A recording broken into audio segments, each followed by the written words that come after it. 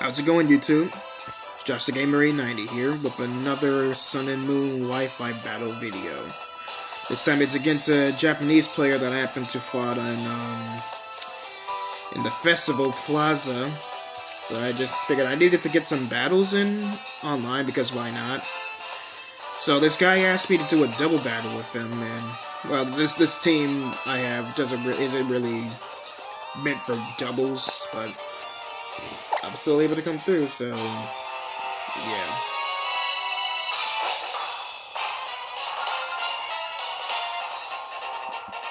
Although it slightly ticked me off that, like, so Galio and Lunala in one team, man? Just, like, hopefully you know you're fighting a noob 101.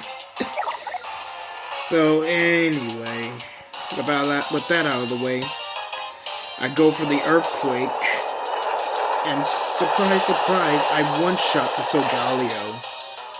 But with Lunala's multi-scale, it was able to live through that. But that Lunala won't be there for long, though. As when Lunala decided to go for the Moongai Spear on...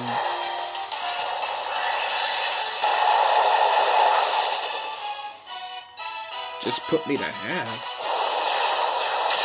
I decided to go for the Air Slash with the Celestiala. I don't really have too many competitive items with me at the moment, so I just gave it a Shark Beak, because I can't really think of anything else for it.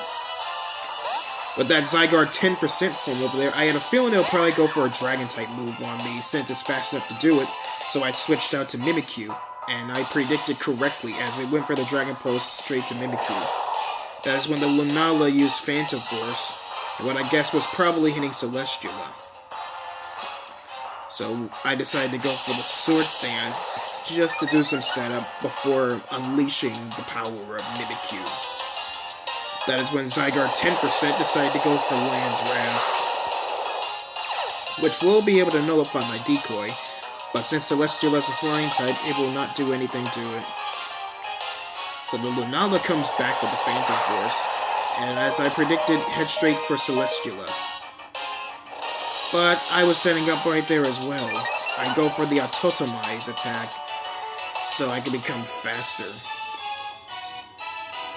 And, well, I'm faster than even the 10% Zygarde, so I go for Air Slash onto it, while I use Shadow Claw onto the Lunala, which will be taking it down.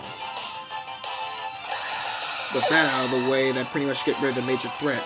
All that's left is the Zygarde 10%. What I caught a little bit strange is that if he had Crunch, there's a Mimikyu right there, so why not go for Crunch on the Mimikyu? But instead, just go for Celestiala. I guess they realized Celestiala was a threat and they decided, yeah, I'm just gonna take it down. Anyway, then we have the Toxapex come out, and it's gonna use Painful Bunker. I had a feeling it was probably gonna go for that, so I was mostly focusing on the 10% Zygarde.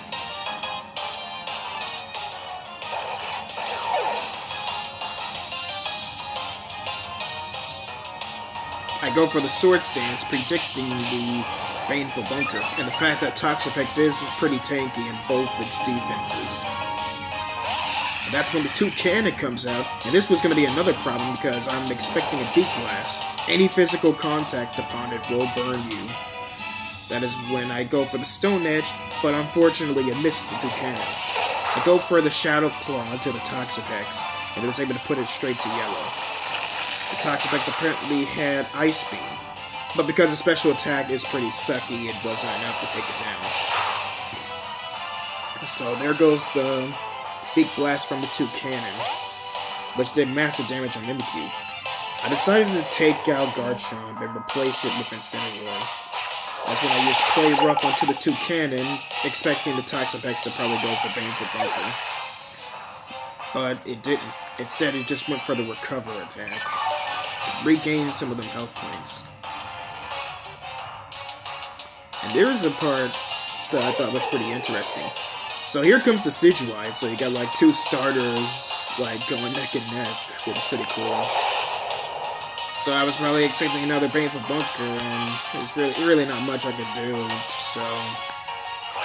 Because like for Decidueye, I already got a plan for that. That's when it's the Decidueye, I decided to go for the Spirit Shackle onto my Mimikyu. Which, unfortunately, will be able to take it down. But, fortunately, I still have more mons in the back. So I decided to go for Darkest Lariat onto the Decidueye, which will be able to take it down.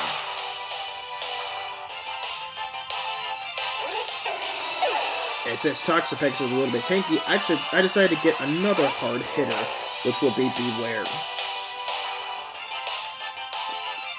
So I decided to go for another Darkest Lariat onto the Toxapex this time. And with Beware, head straight for Double Edge. And that should be able to be the win for this battle. But it's like, I wasn't really, like, I don't know, I never really enjoyed that one too much, because honestly, I wanted to find a more, like, competitive team instead of that, but I guess the battle was still enjoyable, so I guess that's something.